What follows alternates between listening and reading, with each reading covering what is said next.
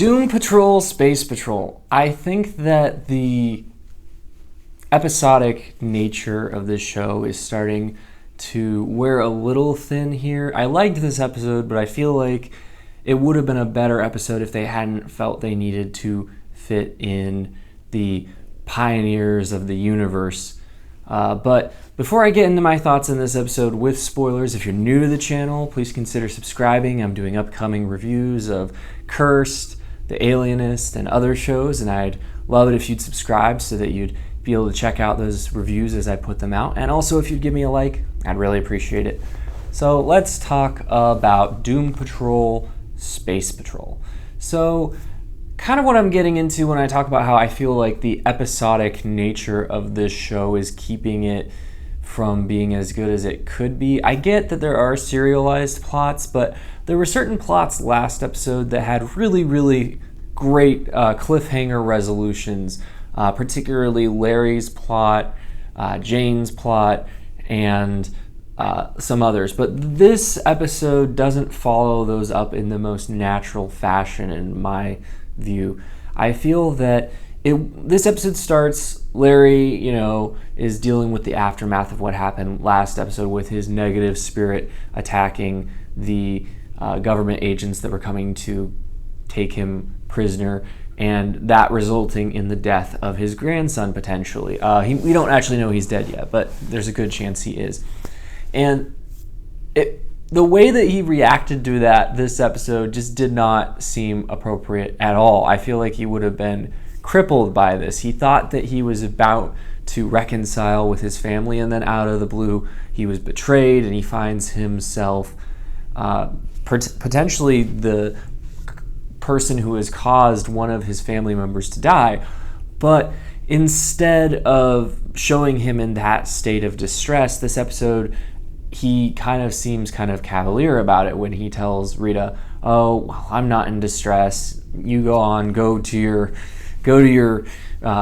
play version of Our Town," which is not the community theater play that you think it is. More on that later. But instead, he has this episode of the week, the character of the week that he has to spend time with, this Russian who was a member of the team that used to work with Niles, and there are these astronauts that have just returned from space, and their whole presence here this week is really incidental. And like the Sex Patrol in Sex Patrol, they didn't need to be in the show. I just don't think they added much. I don't think they were that interesting.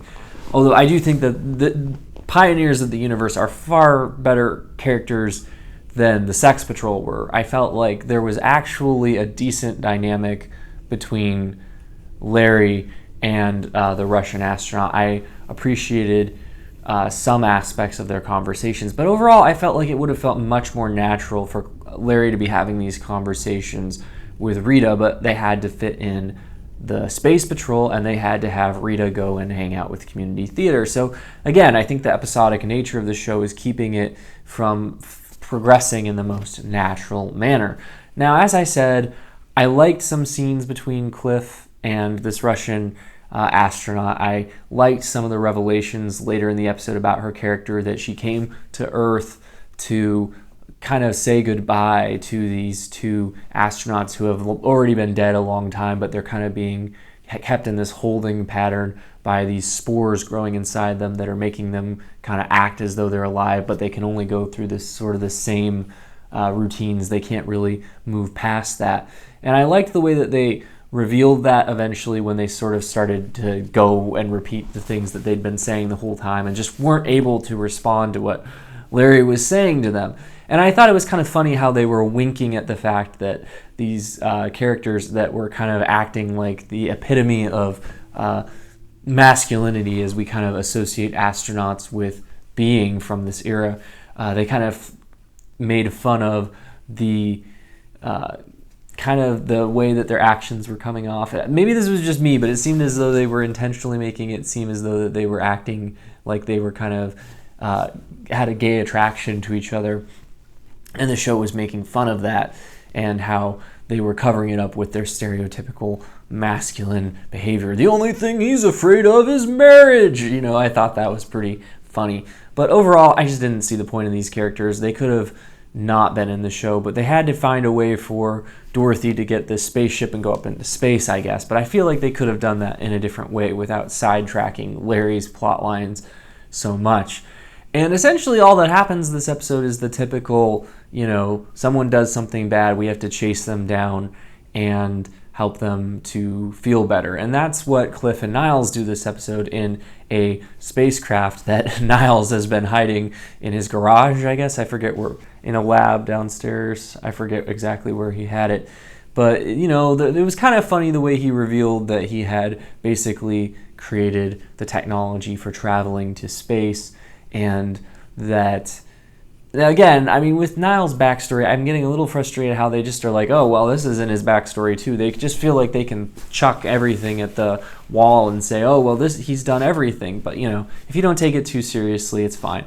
But this episode, we got to see a little bit more of the dynamic between him and Cliff play out. I feel like this has been one of the most important dynamics this season, seeing them grapple with what Niles has done to Cliff in the past. And this episode, there was I felt like the relationship between Niles and Cliff started to seem like it was taking some strides. We got to see Cliff kind of connect with Dorothy, and I suspect where the show might be going is that Cliff will end up being a father figure to Dorothy after Niles passes. And I do suspect he is actually going to pass, which I wasn't convinced he would at the beginning of the season, but it's seeming more and more like the show is not going to flinch from that path. But we'll see where that goes. But you think that they're making progress in their relationship, and then Niles does a typical Niles move and jettisons Cliff into space, which Robot Man will be fine. He doesn't need to breathe oxygen, and it seems pretty obvious to me he's just going to end up back on Earth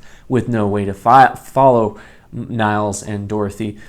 But still, it was a good cliffhanger ending. I felt like it was interesting how we see how Niles has created this isolation that is causing all of Dorothy's problems, but he hasn't learned his lesson, and now he's taking her off into space to isolate her even further because of his concern that the Candlemaker could, he says in this episode that the Candlemaker has the capacity to just split Earth in two. So that is interesting. I really find Dorothy to be a great character. I love the way that Abigail Shapiro is playing her, the way she was crying when Cliff approached her on the moon. I would say the moon scenes were intended to be kind of like the special effects highlight of this episode, and they were pretty well done for television. There wasn't really an action scene to speak of this episode, but I felt that this was kind of like what they were doing instead of an action scene, was having some cool sequences in space and on the moon. And, for a television show, very, very well done.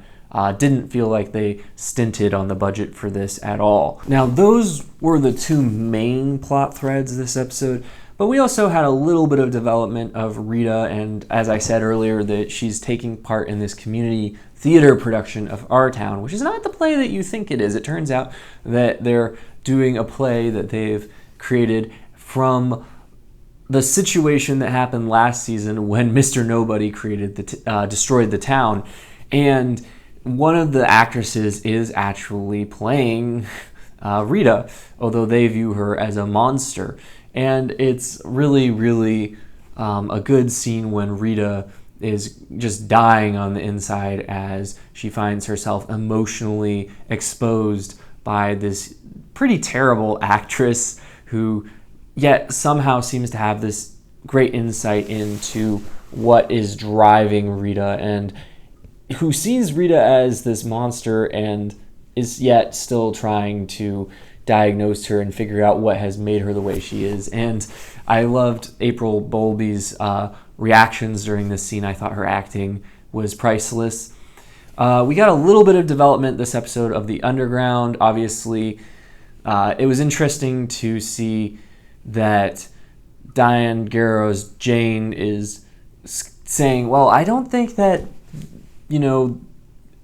Flaming, I forget her name, but the two personalities that were killed last episode, Baby Jane and the Flaming personality, are necessarily dead, that perhaps, we don't even know if there's that kind of possibility in here. We're all just figments of my imagination. We come into existence one day, we disappear the next day, so who knows if we're actually going to stay vanished or not. But she's loses control this episode to Miranda, who dumps the two bodies into the well where she was dumped, and she's come out in a different form, and she demands that Jane turn over her position as primary to her. Now, again, I didn't feel like this was the most natural resolution this episode, because in the underground, they didn't seem particularly concerned by the condition above ground, by the fact that Jane is in this wax cocoon of sorts. And I feel like that was kind of symbolic of how she's kind of going to metamorphosize in this episode into another personality. Now, there was some more subtle acting from Diane Guerrero this episode. I know a lot of people really like her. Personally, I don't think she's a great actress. I think she's okay, but I think that she does better when she is allowed to be more subtle, as opposed to when she does these caricatures, I would argue, when she's playing the characters like Baby Jane and the blonde one. Sorry, I can't remember what that personality was called. But here, like I said, I think she does a stronger job, but she's allowed to be more subtle. And it'll be interesting to see what this new personality brings to the table. But I feel like it felt very unnatural for Niles and Cliff, who loves Jane. The whole point of him and Jane's relationship is that he will do anything for her. For him to just go off with Niles to try and rescue Dorothy when Jane is lying in like a catatonic state on a table made almost no sense to me. I'm not entirely sure what they were doing, except that the show has to be episodic and they had to go off to space because the spacemen were going to be here. So lastly, Joivan Wade. Boy, Cyborg and Ronnie. Ronnie's fine. I liked some of the revelations about her character this episode. I liked that we found out that this technology in her spine that was taken from her after she stopped being a soldier is slowly poisoning her. And then I loved the conversation between Cliff and his dad, because it was so nonsensical. Because there was this moment where he's like, oh, well, I'm looking into this technology that you created and that the other, this other agency you worked with was paying for, and I just want to know what's going on because it's poisoning her. And the dad's like, well, why don't you get to know her better first? Like, that's a perfectly reasonable thing to say. No. It's just such a nonsensical conversation. And it wasn't helped by the fact he doesn't ruin it for me, because I actually find his straining to act more humorous and entertaining than if it was actually like a good performance. Like if they had Ray Fisher in this role playing Cyborg the way that the character was played in the Justice League film, I wouldn't find it nearly as interesting as it is. I find it much more entertaining watching Joivan Wade try to act and fail miserably. He just is, he's just terrible. He is getting better. I will not take that back from him. I do think that he has improved, but he's just not good. Boy. And I like him. I think he seems like a very nice guy in real life, and I think that, the character is a good character to have in this show for a number of reasons, but oh man, his acting. Anyway, that's probably not a new point, but it's the point I'm going to end on. So let me know what you thought about this episode of Doom Patrol in the comments. If you're interested in seeing more reviews on this channel, please consider subscribing. And as always, you can watch more videos right now.